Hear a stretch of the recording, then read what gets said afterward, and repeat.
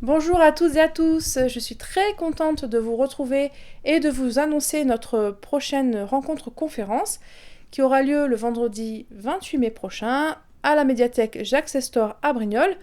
Ce sera à 17h45, c'est sur inscription et nous aurons comme sujet, nous allons aborder l'astronomie à la lumière des sciences humaines et j'ai choisi pour ce faire la thématique de l'ours, de la grande ours et de sa symbolique. L'idée aujourd'hui, c'est de vous en dire un petit peu plus pour, je l'espère, vous donner envie de nous y retrouver, de nous y rencontrer. Pourquoi l'ours ? Eh bien, je vais vous raconter une petite histoire personnelle.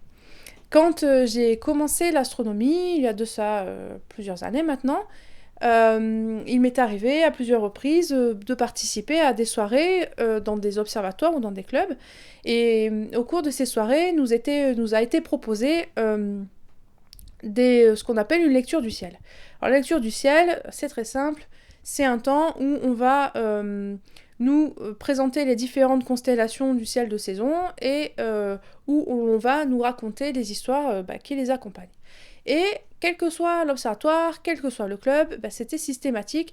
À chaque fois que l'on arrivait à la Grande Ourse, c'était toujours l'histoire de la nymphe Callisto et du dieu Zeus. Alors je ne sais pas du tout si vous connaissez cette histoire, je vais vous la donner un petit peu dans les grandes lignes.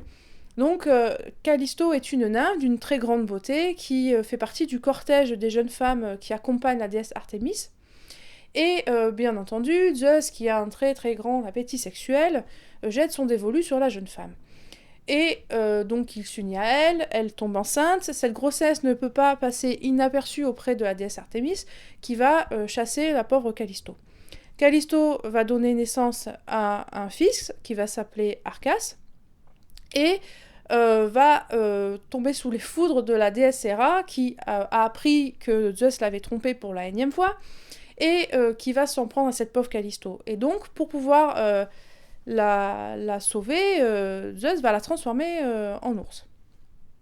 Et puis, Arcas grandit, il entre dans la force de l'âge, il part à la chasse, et il rencontre une ours sur son chemin. Cette ours est sa mère, mais il ne la reconnaît pas, et donc il va tenter de la tuer. Et pour la sauver, Zeus va l'attraper par la queue, la faire tourner au-dessus comme ça, très fortement au-dessus de sa tête, et puis la lancer dans le ciel. Et à partir de ce moment-là, Callisto est devenue la grande ours. Et suite à cette histoire, à chaque fois, je me demandais, mais mon Dieu, mais pourquoi une ours, quoi ? Qu'est-ce que ce mythe ? Donc c'est un mythe, qu'est-ce que ça veut dire en fait ? Pourquoi c'est une ours et pourquoi c'est pas une chèvre, un char, une louche, une marmite, enfin peu importe. Mais pourquoi une ours ? Pourquoi cette histoire ? Qu'est-ce que ça veut dire ? Et à chaque fois que je posais ces questions-là, je n'avais pas de réponse. Alors il se trouve que comme je suis moi-même devenue chercheuse indépendante, eh bien, puisque ces réponses je ne les avais pas, je suis allée les chercher moi-même. Et là, je me suis aperçue que cette thématique de l'ours se retrouvait dans différentes cultures de l'hémisphère nord, et que si dans le ciel nous pouvons voir la constellation de la Grande Ourse, ce n'est pas un hasard. C'est pas sorti du chapeau, c'est pas dû à une imagination juste débordante, non. En fait, dans différentes cultures de l'hémisphère nord, encore une fois, l'ours occupe vraiment une place très très importante. L'ours est à la fois un ancêtre, il est à la fois un dieu, il est à la fois un rival au niveau de la fécondité et de la sexualité. L'ours a vraiment une importance très particulière, et c'est ce que j'aimerais vraiment pouvoir vous partager au cours de cette rencontre conférence.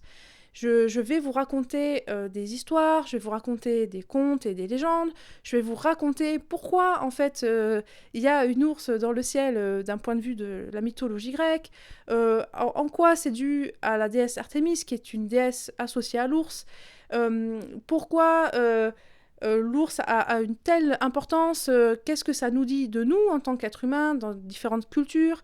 Je vais vous raconter un peu tout ça. Alors comme ça paraît un peu, en plus je suis un peu confuse, mais vraiment c'est un sujet qui est passionnant et que j'espère rendre passionnant aussi. Et je peux vous assurer que vous allez vraiment découvrir des choses assez épatantes.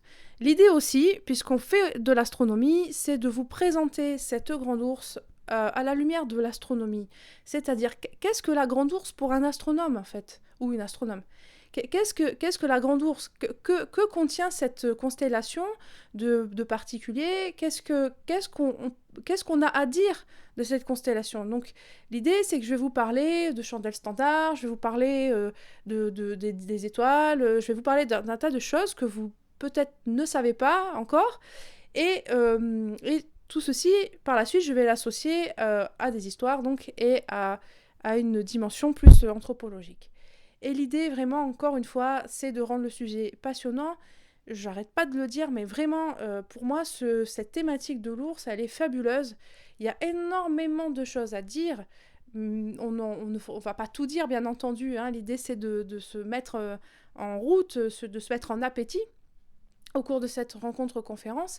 Mais vraiment, je vous assure, le ciel, comme ça, n'y paraît pas, mais c'est un vrai vivier d'histoires, de légendes, de contes, et c'est un vrai livre aussi pour mieux comprendre qui nous sommes, nous, en tant qu'êtres humains. Donc, voilà. Je vous donne rendez-vous le vendredi 28 mai prochain. Les inscriptions sont déjà ouvertes. Je vous invite à vous y inscrire si vous avez envie de partager ce moment avec nous. Et ben, je vous dis à très vite et bon ciel à tous. À bientôt.